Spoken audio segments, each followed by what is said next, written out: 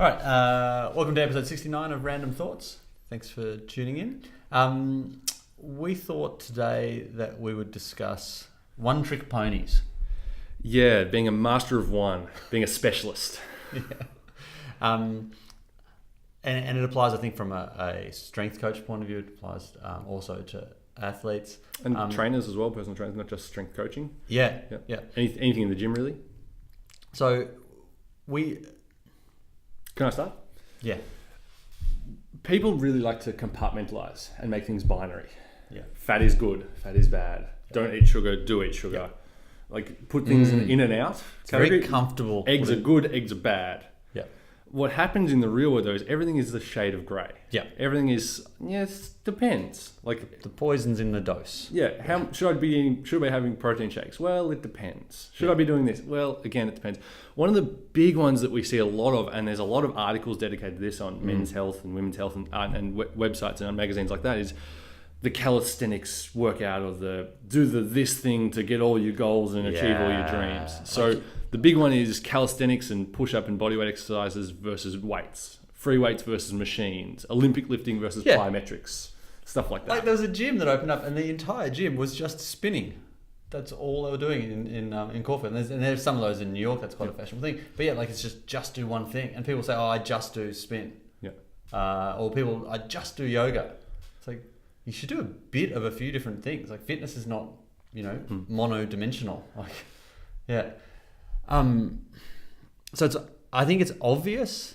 I think it's reasonably obvious that is a foolish thing to just chase one physical quality. It's too simplistic. It's nice to simplify, but it's taking it to too far of a degree.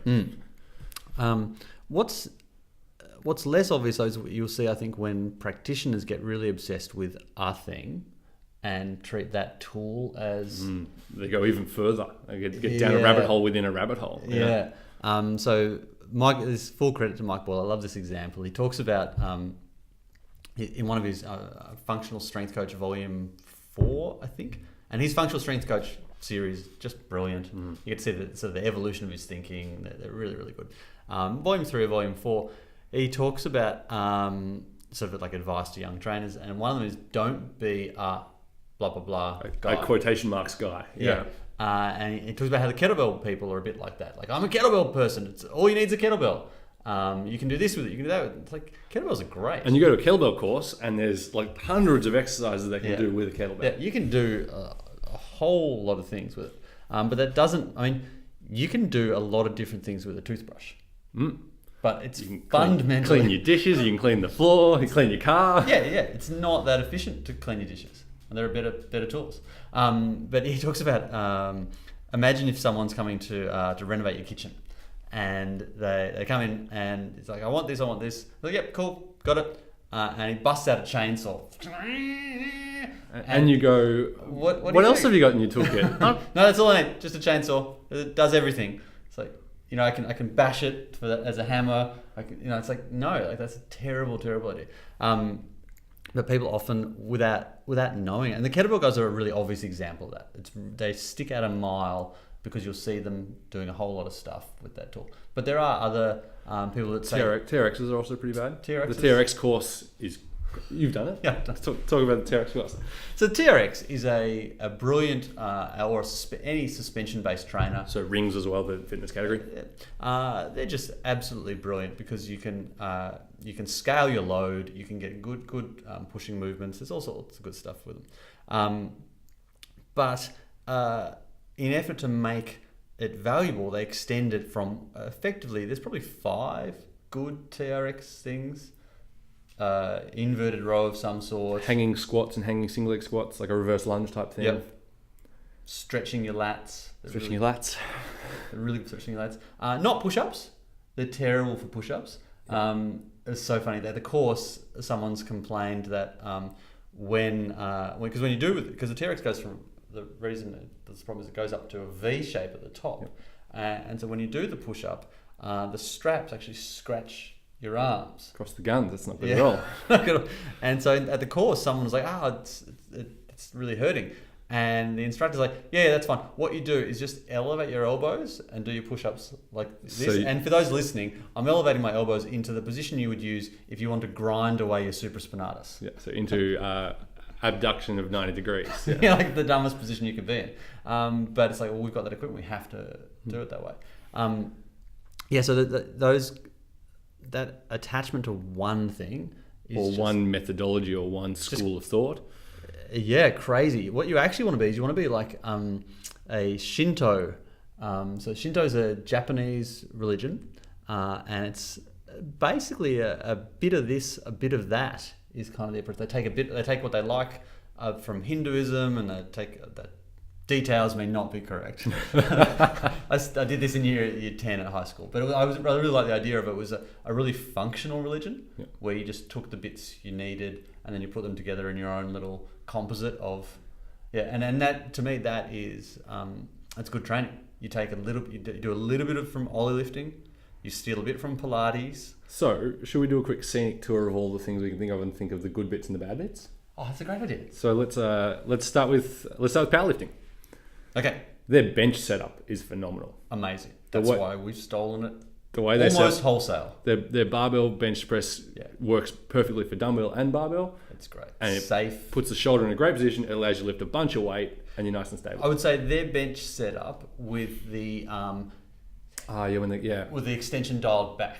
So you'll see some people have really extreme arch in their back because what they're doing, because the ultimate aim of the bench setup is to make the shoulder safe. And it's to shorten the distance from the arms to the sternum, but it's also to create a de facto decline angle. Slightly change the angle of push through the pecs. Yeah, because a decline angle, you actually have more pec fibers able to be dedicated to the task. So if you just dial that back a touch and you do powerlifting setup except with a subtle arch, rather than extreme, that's amazing. So that's brilliant.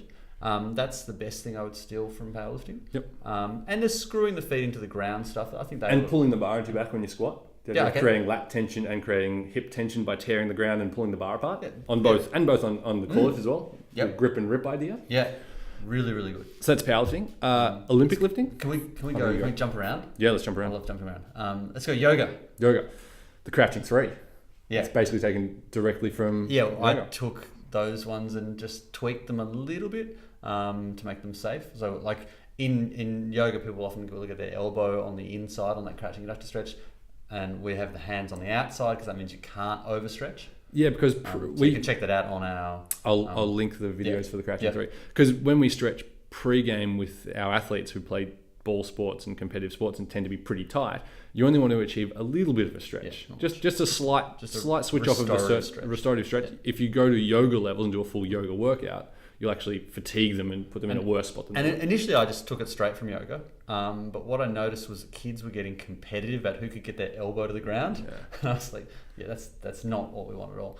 So from yoga, I mean, there's the back extension, like the cat camel type stuff. Yep. That's all really, really valuable. And meditation. I mean, yoga has breathing emphasis.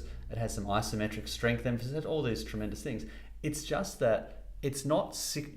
I don't believe for an athlete, if you have finite amounts of time, 60 minutes spent to get that quality.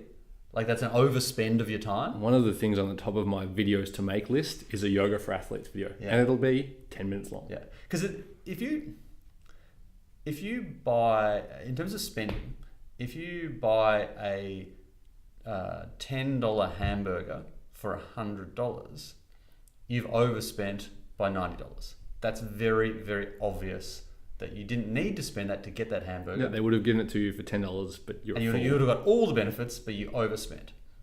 And I think people overspend their time. Yeah. Like particularly with yoga, and if you want to go along to yoga classes because of all the other benefits, there's so many reasons to do it. It's like if you've got the time, you should do it.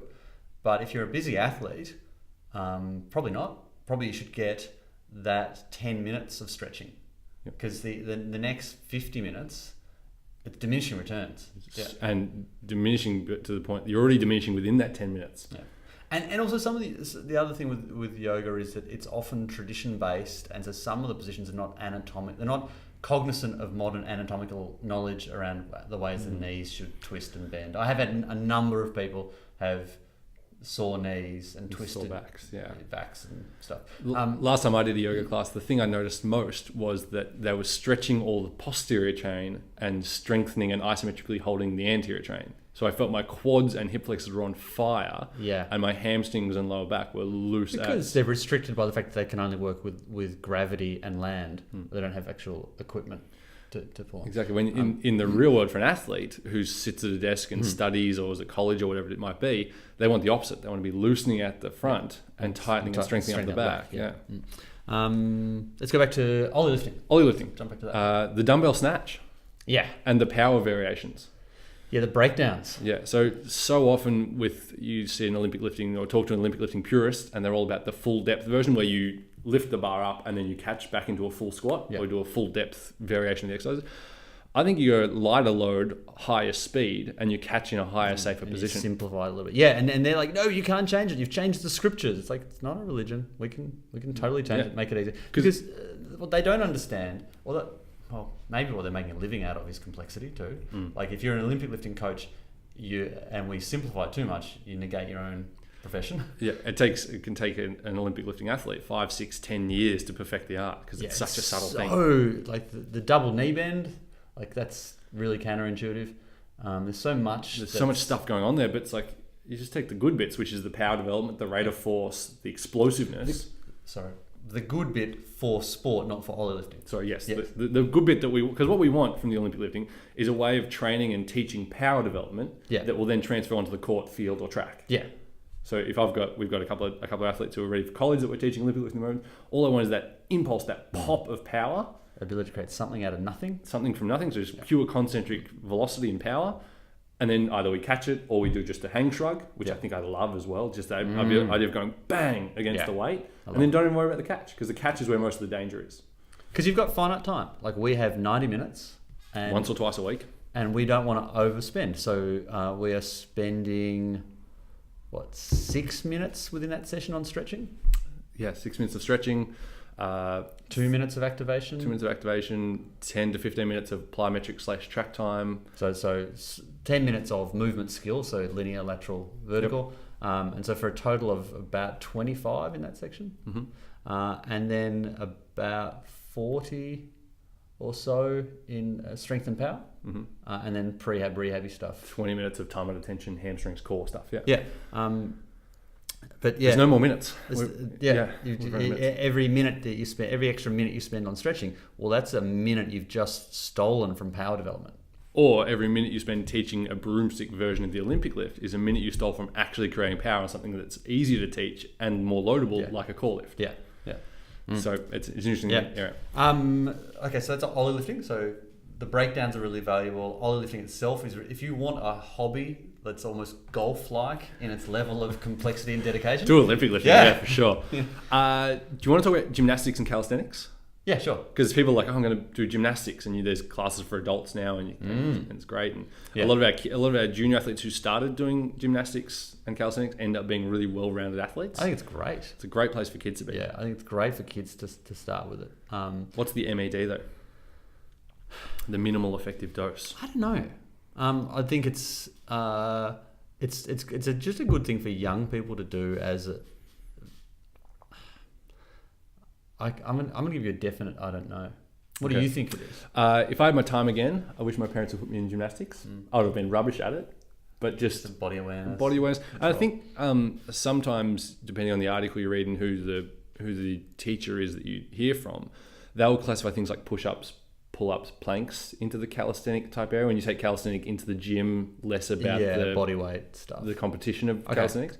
So a good pull-up, a good inverted row, a good push-up, being able to hold a nice plank. Probably not a dip. Not a dip because of the anterior humeral translation. And not V-sits and all that isometric psoas holding stuff. Yeah, so the L-sits and stuff like that for team sport athletes is pretty irrelevant.